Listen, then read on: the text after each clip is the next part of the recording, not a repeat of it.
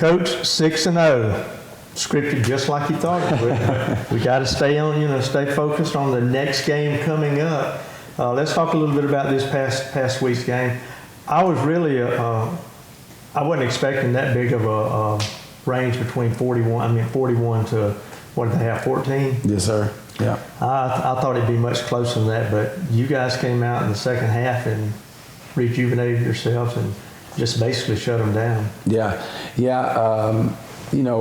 We knew obviously it was going to be a tough game and probably the most emotional game we've played up to this point, just with it being a rivalry game, and there's a history between our two schools and communities, and all that stuff's good stuff that makes it for a fun atmosphere, and again, kind of a maybe a few more eyeballs on it and everything than normal, but I think the thing that we were the most proud of is at halftime our kids didn't flinch, and there wasn't anybody in our locker room who didn't believe that we were going to come out and win that game. We just needed to clean some things up and execute better, and so fortunately we did that. Well, while we're talking about that, Coach Reeves is a strength coach and offensive line coach. Mm-hmm. Yep. You were the first one of this group that I met. I came up, I don't even know if you remember that day. Yes, he showed me around the weight room, but he ran that so organized and precise. You're going from this spot to this spot to this spot to this spot. We're doing this. We got so much time. I listened to everything you said that day. We have so many minutes, and we're going to continue this. You can tell a big difference between what those guys were like last year versus what they're like this year. And at halftime, he's talking. He says, I asked earlier, what was the difference between the offensive line in the first half, and you made some adjustments in the second half? What did you do? It wasn't necessarily that we made adjustments as far as X's and O's. It was just a reminder of our mentality and our culture.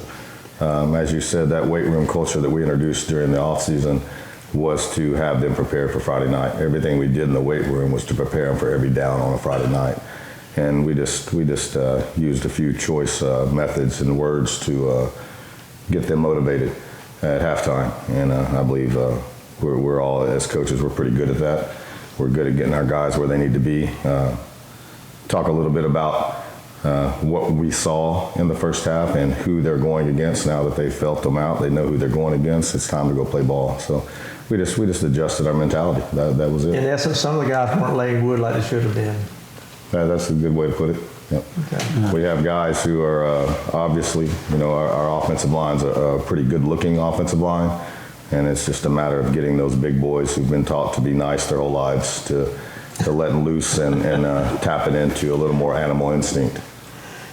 You changed your offensive line around a little bit. Let's talk a little bit about that. I know you've got a new center in there, and you moved Holster over to was it right guard? Yes, sir. We moved Holster to left guard, actually. Left guard, okay. And he's a good center, but we felt that it would that we had Will that we could utilize Will in that center position. He snaps the ball a little smoother. And he has really excelled over the beginning of the season. Yes, sir. You can tell every week he gets better and better. Yes, and I believe, again, that goes back to our off-season culture, that we made everyone feel important. We made sure that everyone understood they had a place on this team and that all they had to do was go out and work for it. And if they were the dude, then they're the dude that's going to get the spot. And so I believe Will was a prime example of that. He's worked his rear end off and showed a lot of great promise. And so whenever we discussed that move, it was a kind of a no-brainer. It allowed Zach to get up and move in space instead of just being one-dimensional right there and blocking a nose guard the whole time. It allowed him to get up and move. Helps us on our linebackers. And so it was a great move. I think it makes our offensive line more dynamic. He was a little root hog this week. He was knocking some people back and not letting them come through. Yes, sir. That also has helped us create some competition with him and Devontae. Devontae's another great athletic big guy who moves well in space. His awareness is the same as Zach's. They have good field and court awareness, if you will. He's a basketball guy, so it helps him a lot when he's moving in space as to be able to get through there and go find people. But with both of those big boys moving, it's like I said, it makes our offensive line a lot more dynamic. Coach, were you satisfied with the way the team overall played this week? Do you see there's room for improvement? Oh yeah, there's definitely room for improvement, but I think what we said kind of as a staff, we were sitting back here Friday night after the game, was it was the first time probably since the Leonard week, that week 1 game, where we really felt like we were able to enjoy, the win. And it wasn't perfect, but we felt like at least in that second half, like that's a better representation of what we can be. The moment wasn't too big for the kids. When it counted the most, they were able to execute and operate and bear down and do what we needed to get done and to come out on top. And so it was a great feeling. Yeah, there are still too many miscues as far as penalties and our pursuit on defense can always be better. Our effort on defense can always be better. We'll never be satisfied with that. But yeah, overall we were pleased with the way we played. And the penalties were down as well. Yeah, and there was more, again, kind of coinciding with how the game went. There were more of those in the first and second quarter, but then you look at they started tailing off at the second half, and actually they picked up a little bit more for Atlanta in the second half, which again I think kind of shows you how the game went. It's kind of coincides with how the game went. They were starting frustrations. Yeah, and we sort of see some of them were almost quitting. Yeah, I mean, our kids kind of focused in and were able to clean that stuff up. So that was good. That game is over. Now we have White Oak. White Oak, I mean, you watch them on film, they can do some fantastic things, and then in other areas they can't do anything. With White Oak, one of the things we said this morning to them is they're scoring 42 points a game, which is more even than our offense has scored at this point of the year. And so it's a great challenge for our defense, who has been playing well as of late, that to be able to hold a team like that down who's scoring so many points. And then with our offense, again, there's a lot of things that we can do to improve, to be more efficient and not put ourselves in a hole and not put ourselves behind the sticks, and that we can improve on. So, it just happens to be White Oak on our schedule this week. We have to be really cognizant of how we handle this stretch of our season. We have White Oak, then we have a bye week, and then we have Sabine, who's also struggling. And so it will be really easy for our kids to look at that and go, hey, we can kind of relax and let up at this point. But we have to take advantage of this time and get a whole lot better and take advantage of our bye week next week and rest up and get more guys playing, more guys involved, and add some new wrinkles offensively and defensively. So it's super that we're entering a really important stretch of our season right now. Coach, offensively, on the offensive line, are you going to do some things differently than you did last week? No, sir. The offensive line will stay pretty much, as far as the personnelling of it, will stay the same as what you saw in the second half. Play-wise, we're going to stay, stick to what we're doing. There's not going to be any changes. White Oak comes in and throws a lot. Mm-hmm. In different formations and all kind of things. I'm sure you've covered it with the defense. Yeah, they do. And Coach Ludlow and that staff, they've done a really good job of coaching those guys up, and they're have improved drastically, obviously, from last year to this year, and they're coming in this game 4-1, and fresh off a bye week, so they're going to be rested up and ready to go.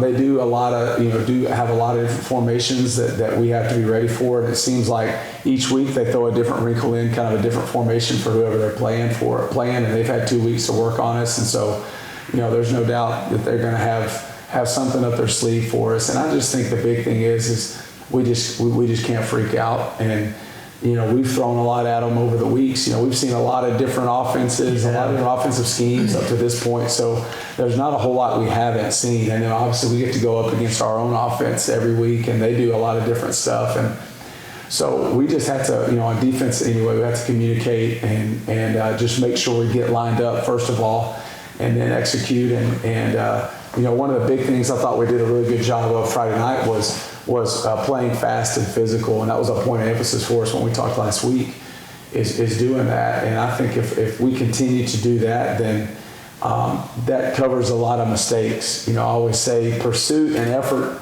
covers a multitude of sins. And so if we can do that, then we can be okay most of the time. What are the main things you're going to focus on? Is it going to be more of a run game or a pass run, or will you just gauge it as we go? So we talked in our, we meet every Sunday, obviously, and kind of go through our plan for the week. And, I think one of the things that we want to do on both sides of the ball is start getting more guys involved. We play a lot of guys on one side of the ball, but I think as we move forward, like I said, into this sort of second half of our second season, being in district, that we have to get more guys involved on both sides of the ball and start finding out who can help us and where they can help us, and just build some depth. And so that's one thing we're going to do is, look at this week is start playing some guys more on on different sides of the ball, and then maybe some spots that they haven't played in a lot up to this point. And so build some depth that way. We had a lot of guys carry the ball the other night who did a really good job, last Let's talk week. about a couple of those guys. Yeah. I mean, they came in from, basically one of them I'd really not known much about at all. Right. And Yeah. I was very impressed. Yeah, so that's the good thing, and kind of going back to this week, that was impressive about our offense is, Cam is awesome, and he had another great night the other night, and he did some special things for us. But the great thing is we're not Cam dependent, meaning if he's having an off night, or for heaven forbid he gets banged up, like we all saw the other night, we do have guys that can come in, and there's not a whole lot of drop off in production. Now, none of them are Cam. But they are all serviceable and guys that are capable. And beginning with Dale Brown, number 9, who is our starting Mike linebacker, he's able to go over there, and it's just a whole different. I was amazed at what he was able to do offensively this week. Yeah, he would be a starter for a lot of places, and he's so powerful, and he's hard to take down, and he does have that low center of gravity, and being a shorter guy. So he's a big-time weapon for us coming out of the backfield. And then Jacoby Morrow, number 20, got some reps for us to close out the game as well. And he's just a sophomore. And but I tell you what, he's one of the kids that, on scout team, he's there every day, running. And the way he runs in games is the way he runs in practice. And so that's why he is so good on Friday night, is because he's running against our first defense, Monday, Tuesday, and Wednesday. Nothing new to him. And so it's not anything new to him. And he's not a guy that's going to go shy away from that kind of stuff. And so he is, what you're seeing is the result of him working, and he seems like he came out of nowhere, but we've all been seeing it every day. And we just finally got an opportunity to showcase that the other night. And so look for him to get some more action moving forward, because he's earned it. And, of course, we still have Turkey that we can put back there as well. And he's an amazing young man. Yeah. He plays all over the field. He can do just about anything. Yep. He is not afraid to duck his head, bring his body forward, and go right into a mess of big guys. That's right. Yeah. They might snatch him up and hold him down, but he's fearless. Yeah. Well, you take him, Turkey and Travis Gray are two guys that we've all been super proud of, because they've grown a lot as young men, and matured a lot, and really are playing, with a savvy and an understanding of the game well beyond their age, and it just bodes well for them moving forward. They still have 2 years left. What are they going to be like as juniors and seniors? It's kind of scary, because for them to be able to make that play the other night where Turkey comes in motion, it's called orbit motion. He goes back and gets the ball, and he has heat on him, and he's able to set his feet and make a good throw. And Travis does a good job of stop blocking. He's blocking, and then he takes off on his route. For that thing to work, both of those guys have to execute to a T, and they did that. And that was a huge play for us. It was a huge play. You said you were going to throw in some wrinkles, and as soon as we saw that one, I knew that was one of the ones you were talking about, and it really worked well. Yeah, and so for those guys to be able to do that, all that to say, going back to our goal and kind of our mindset for these next few weeks is to build depth and get those guys involved more, to where like I said, we aren't so dependent upon Cam, and to take some pressure off Cam, where he doesn't feel like he has to go out. Hey Cam, you got to go rush for 200, otherwise we don't have a shot. And so anyway, that was good to see that. And then a guy like Avery Lawson had another touchdown this week. He's really become a weapon. Not only as a blocker, which he's doing a great job of that, but also in the passing game. We're able to put him out wide, and he can play a slot receiver which is a big time advantage for us because we can split him out without having to change personnel, or we can bring him back in. He can go be an H-back for us. So seeing those guys on offense do what they're doing, and that allows us to get more people involved in the game plan is a big weapon for us. Coach, earlier you were talking about the training that we did in the off season, the weights and things. Do we do anything differently during the season? What do we do there to help keep them built up? Yeah, so the off-season program, and with Ty and I coming in new, the first idea was to build the culture, to get the kids on the drill sergeant in there. I was really impressed. I thought, and I hadn't even met you yet. Yeah. And I thought, if everything is on this parameter, we're going to do this in every round of our football team program. Yeah. It's going to be a good thing. Yeah. Well, again, that was Ty's vision whenever we came in here, and that was our goal, is to build the culture first before anything else happened. Our concern was not X's and O's. It was not football. It was not the sports. It was the culture. And once we had the culture established, if you will, and we're still working, we're still building the culture. It's a never-ending build.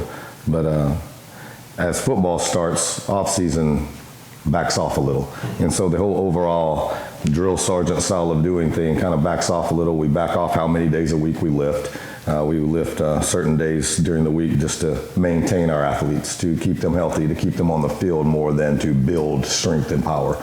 And so our focus is different.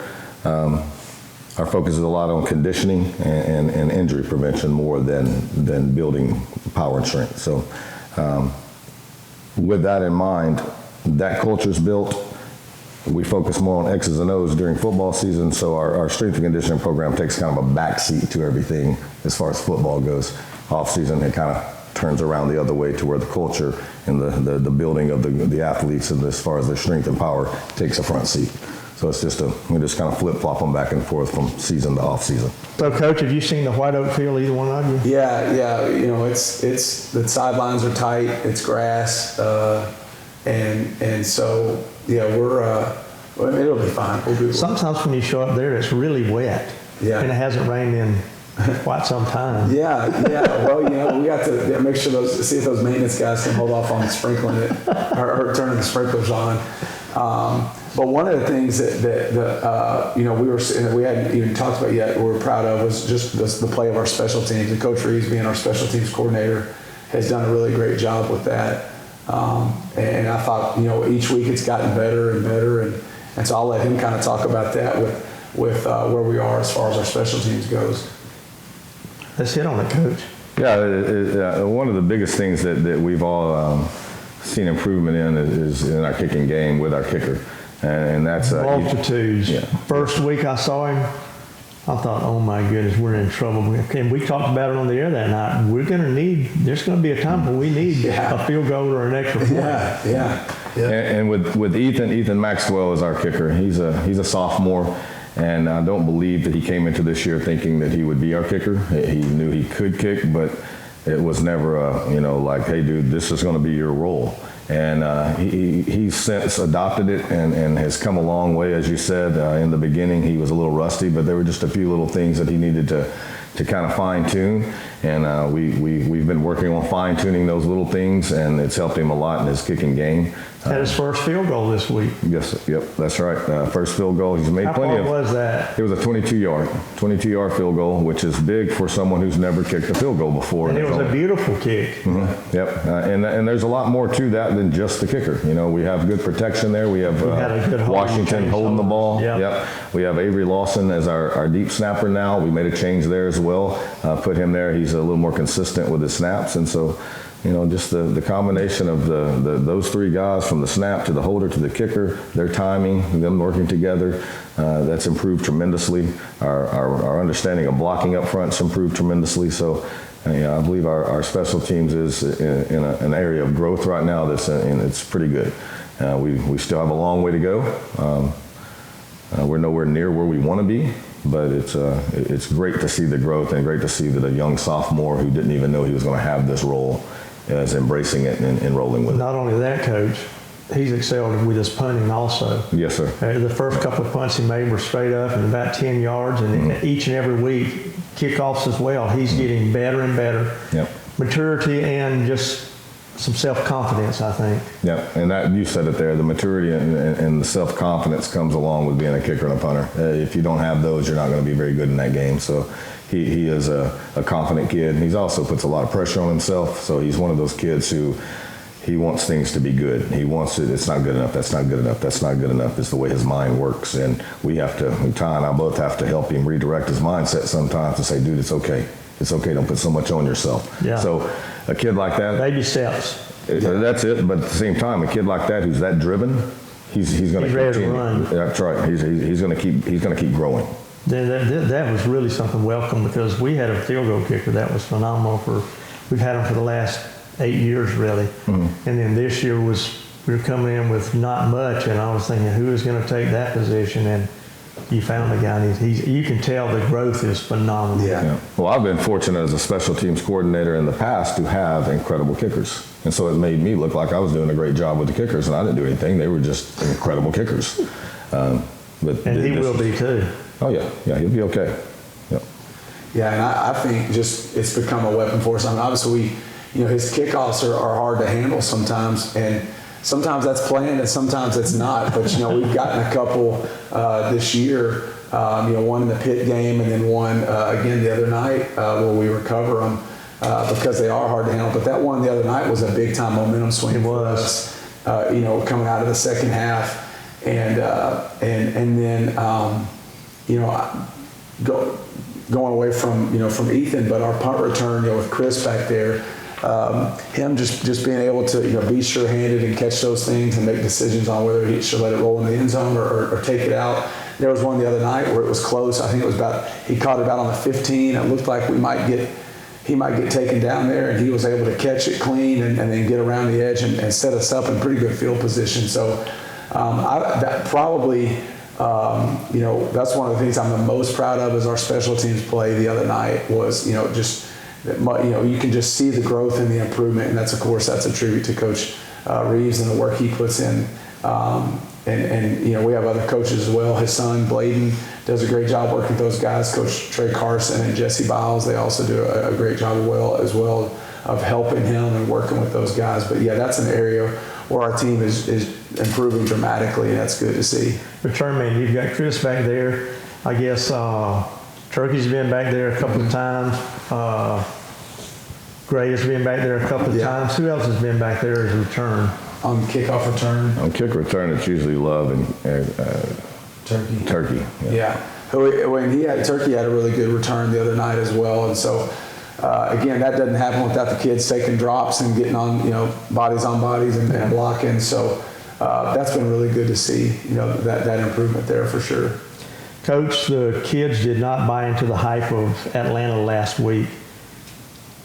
What have you done to keep them down to level so that their expectations, thinking we're going to go over there and rough these guys up because they're dangerous? I think it's like we said, and I keep, it sounds redundant or whatever, but just keep the focus on ourselves, and then also make sure we point out the mistakes, and we're not going to sugarcoat stuff, and we're not going to lie to them, and out in the community now, they're going to hear about how great they are and how awesome that was. And the last thing we want is that win Friday night versus Atlanta to be the highlight of the season.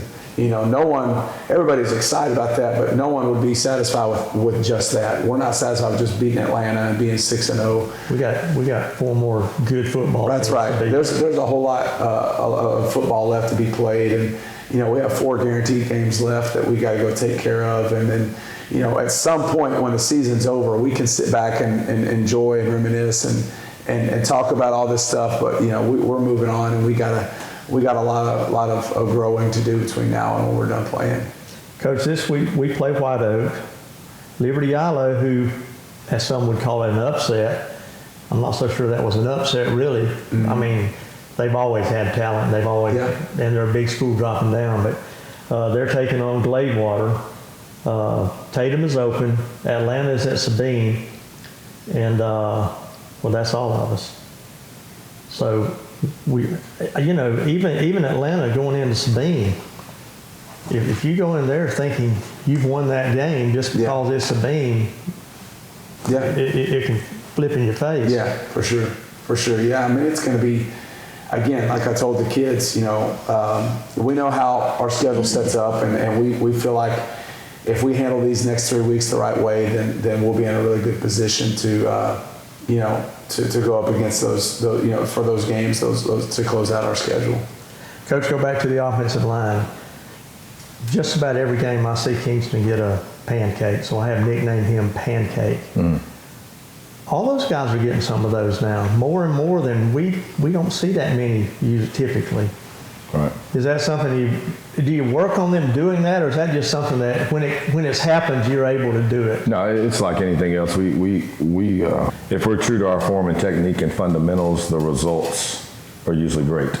And pancake being, the end result that all linemen want. That's awesome. It's just like the touchdown that comes whenever you do everything right. That's not what we're looking for every drive. Every play we're trying to move the sticks. As long as we can keep getting first downs, we'll eventually get a touchdown. And so that's what we tell our linemen is stay true to your form and technique, your fundamentals, do everything right, and then the block will happen. And if that means a pancake in the end, awesome. It's just fun watching it. Oh yeah, it's a blast. Yeah. And that's the tough thing also is as an offensive line coach, you go back to watch film and you have 5 dudes to watch times 60 plays, and you end up watching 300 plays to look for a pancake. Well, a lot of those pancakes get lost. I've given up on it. If you want to find your pancake, you go find it yourself. Yeah, I'm making sure you did things right. Coach, anything you want to add to coming into this week's game? No, I don't, just excited about the opportunity and want to just make sure we're continuing to put a product out on the field that our community and school can be proud of, because they deserve that, and we appreciate the fan and community support each week. That's been awesome, and want to just keep making those guys proud. One other thing I forgot about. We talked about how it's fun for the kids and the community to get involved and not really buy into the rankings, but I was waiting for Dave Campbell to get his ranking out. It wasn't out when I came over, but I did see that Max Preps had us at number 4, and Pigskin Preps has us at number 7 now, and I don't know where the other those are. Yeah, I might know. I might have looked at it a couple of times already, but again, and we just. At the beginning of the year, I was posting those things, but now it's getting to the point where I don't want to post them because I don't want the kids. I know they're going to know and they're going to go look it up, but again, like I said, what we don't want to do is look back and like, man, we peaked in week 6 or 7, and we thought we were really good, and then we stumbled down the road, down this into this thing, and now here we are sitting at home, before Thanksgiving, and so. That's it's all stuff that's good. It's fun, but there's no depth to it. Yeah, that's right. Yeah. That's right. So that's how we're handling it. Coach Reeves, anything else from you? On the rankings, I would refer all of them to Saturday. Just tell them, hey, just look at Saturday. Look at what happened Saturday. Those rankings don't mean anything to me. Yeah. They have no relevance to me. Yeah. The only thing that means anything to me is how we play. Yeah. They surprised some folks too. Yeah, they did.